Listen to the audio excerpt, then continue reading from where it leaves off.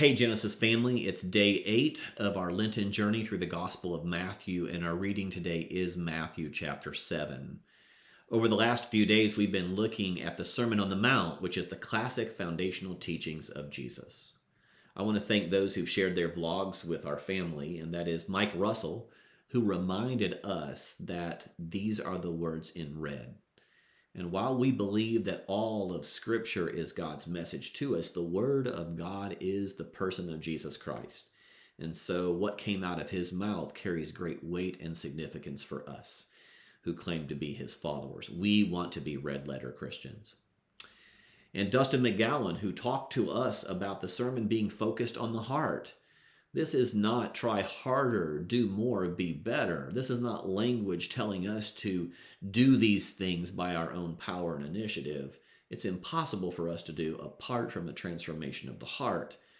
So the Sermon on the Mount is a description of what life will look like as we allow God to work in our heart. And yesterday, Jacob McConnell, who talked to us about the kingdom of heaven being the focus of our prayers.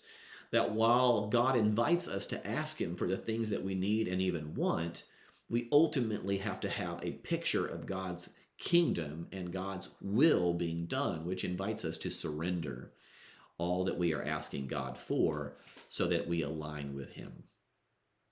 Here in chapter 7, there's a crescendo as Jesus begins to conclude or wrap up his first main message to the people. And he grabs metaphors from real life experiences and the observations of the people around him. He uses objects of nature and word pictures that people will understand. For instance, dogs and pigs and fish and snake and sheep and wolves are part of the illustrations that he uses to drive home his points, as well as fruit-bearing trees and even construction projects. Jesus is using the things that are all around the people to convey his main message to them. While there's a lot that we could say about this chapter, the invitation to ask, seek, and knock is an important feature of the kingdom of heaven.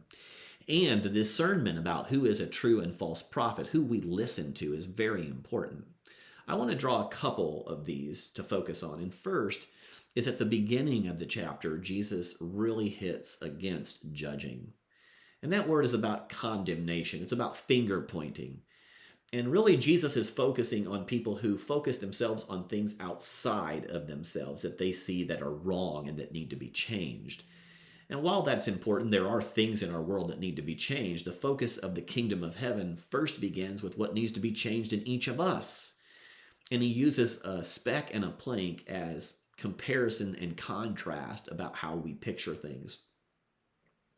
And while the same problems exist in all of us, the ones that are in us are much more closer and therefore are bigger like a plank than the speck that we see in someone else. In other words, if there's something that is not being taken care of in our life, it obscures our vision and our perspectives. And so Jesus invites us to take care of the things that are wrong in our life before we even try to affect change in others. And there's an interpersonal conversation within this, and that is that you're a brother and that you know each other. And so while we seek to help each other, and while there are obvious faults and flaws that we might see in another, boy, we better take care of what's wrong in us first before we even try to be a part of the process of restoring someone else. That's really what Lent is about, a time of introspection, about removing the planks in our eyes that obstruct our clear picture and view of God and other people. And so this is really important for us to dive deeper into what needs to change in me before I even have an attempt to try to focus on what needs to change in others. This invites us to put down things like digital courage, where we type things on our keyboard and just blast them out about what's wrong with what somebody said or what someone did. Instead, let's just take a moment and a step back and invite God to change what needs to be changed in our life so that we can see clearly and approach things in a more Christ-like way. And then as he concludes his message, Jesus is really driving home the point of obedience to what he's talking about rather than simple adherence to a belief system. He talks about people who might claim that Jesus is their Lord, but do not really have a personal relationship with him, do not have a good prayer life. They're not having conversation with God, and they're not really picking up on God's heart for the world. They may do some good stuff that they could point to, but that's not going to justify them. What's going to keep them right with God is a close personal relationship and friendship with Jesus. And then he talks about what he has said so far. Everything from his challenge to love your brother and your enemy, to practice generosity and have conversation with God, and to put away the worries of life and the anxieties of life and all those things that make up the sermon. That is the foundation that we should build our life on. And that's what we should be about the business of seeing active in our life. And if we do, we will be able to withstand all the pressures and all the storms and all the things that life throws at us.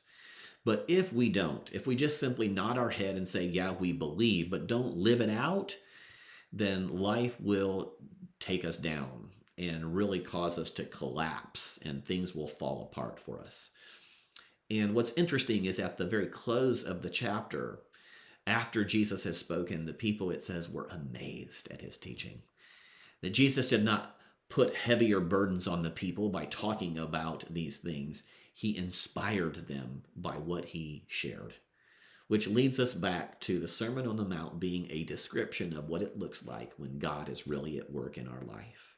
When we give space and room for God to renovate our heart, to weed out the unloving attitudes toward our brother and our enemy, when we talk to God about the anxieties of our life and surrender them and not live out of them and the fears that are so resident within us, when we put away the pointing of the finger and we humbly serve others out of that love, and we talk to God and trust God for what it is that we need and want, we begin to see God at work in our life.